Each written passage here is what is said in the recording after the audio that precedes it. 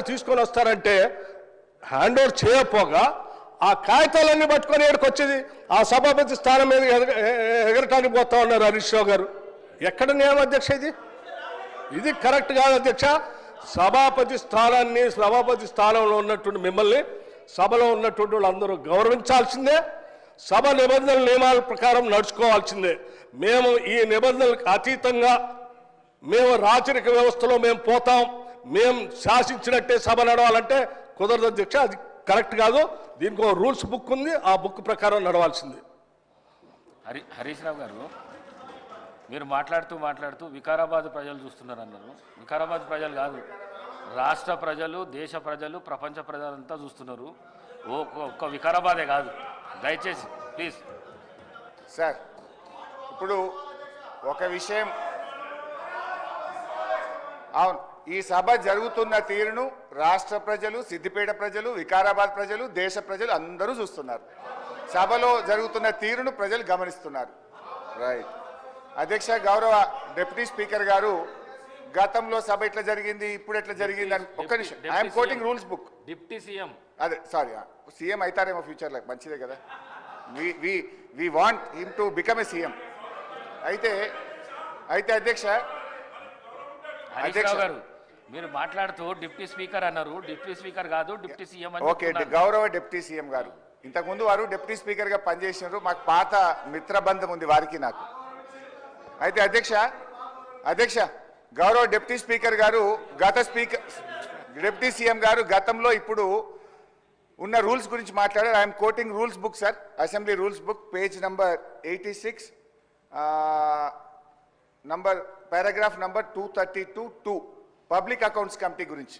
The committee shall have the power to indicate in the proposed time table the different hours at which the various stages of bills and other business shall be completed. అంటే BAC కమిటీకి power ఉంది. Shall, అక్కడ ఏమన్నది, shell have the power అని స్పష్టంగా చెప్పారు. బిఏసిలో ఏ బిల్లులు పెట్టాలి, ఎప్పుడు పెట్టాలని చర్చించిన తర్వాతనే పెట్టాలని రూల్స్ బుక్ చెప్తుంది. నిన్న నేను రూమ్లో కూడా మీ ముందు చెప్పింది కూడా నేను, సార్ బిల్లులు మాకు బిఏసిలో చర్చించకుండానే 2 బిల్లులు సభలో ప్రవేశపెట్టారు, ఇది తప్పు అని నేను రూల్స్ బుక్ ఆధారంగా మాట్లాడినా. నేను రూల్ మాట్లాడినా కానీ బట్టి గారేమో లేని ఆవేశం తెచ్చుకొని కాంగ్రెస్ పార్టీ చేసిన అప్పులు బయటపడుతున్నాయని చెప్పి సభను తప్పుదో పట్టించడానికి వారు ఉపన్యాసం చేశారు. నేను ఉపన్యాసంలోకి పోను, నేను అప్పుల గురించే మాట్లాడతాను. గౌరవ బట్టి విక్రమార్క గారు చెప్పిన లెక్క ప్రకారంగా 1,27,208 కోట్ల రూపాయలు ఏడాది కాలంలో కాంగ్రెస్ ప్రభుత్వం అప్పు చేసింది. 1,27,000 అంటే 5 ఏళ్లలో లెక్క పెడితే ఇది 6,36,000 కోట్లు అవుతుంది.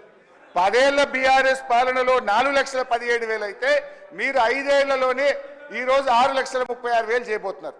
తర్వాత ఇంకొక విషయం నేను మీకు ద్వారా క్లారిఫై చేయాలనుకుంటున్నా. గౌరవనీయులు బట్టి విక్రమార్క గారు, మేము ప్రివిలేజ్ మోషన్ దేని మీద ఇచ్చామో మీరు క్లారిఫై చేయాలి. దాదాపు 20 మంది కాంగ్రెస్ బీఆర్ఎస్ ఎమ్మెల్యేలు అందరం మీ దగ్గరికి వచ్చి మేము ఇచ్చిన ప్రివిలేజ్ మోషన్ దేని మీద అధ్యక్ష మీరే చెప్పాలి. వారేదో నేను మధురలో మాట్లాడిన దాని మీద ప్రివిలేజ్ మోషన్ ఇచ్చినామని సభను తప్పుదో పట్టించే ప్రయత్నం చేసినారు. మేము ప్రివిలేజ్ మోషన్ ఇచ్చింది వాస్తవ అప్పులు 4,17 అయితే 7 లక్షల కోట్లు అని చెప్పి వీళ్ళు సభను తప్పుదో పట్టించారు. పోయిన బడ్జెట్ స్పీచ్లో తప్పుడు ఫిగర్ చెప్పారని చెప్పి గౌరవ ఉప ముఖ్యమంత్రి గారి మీద మీకు ప్రివిలేజ్ మోషన్ ఇచ్చాం. కానీ వారు ఇప్పటిదాకా ఏం మాట్లాడినరు, లేని ఆవేశం తెచ్చుకొని వ్యవసాయ కూలీలకు ఇయ్యద్దా, మీరు దాని మీద ప్రివిలేజ్ మోషన్ ఇస్తారా అన్నారు. తొందరగా ఈమనే మేము అడుగుతున్నాం. వ్యవసాయ కూలీలే కాదు 6 గ్యారంటీలు అమలు చేయండి. మొదటి శాసనసభలో చట్టబద్ధత తెస్తా అన్నారు, చట్టబద్ధత తేండి అని మేము అడుగుతా ఉన్నాం. అయితే అధ్యక్ష మీ ద్వారా మళ్ళీ నేను కోరుతున్నా, నేను బట్టి గారి సవాల్ను స్వీకరిస్తున్నా. ప్రివిలేజ్